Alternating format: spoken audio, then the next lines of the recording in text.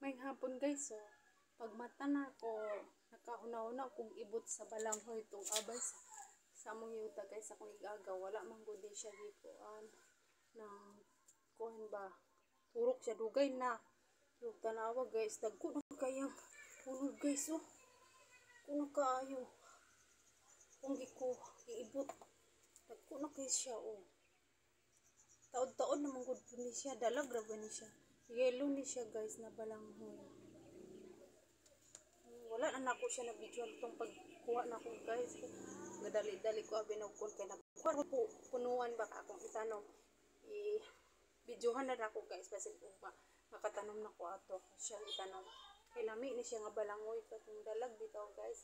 Maayong hapon. Lutuon din ni sa akong mama ugma. Ambot unsaon ni pagluto. Dagko kay siya. Hapon, libre na mong snack. Libre na mong snack ng kamuting kahoy.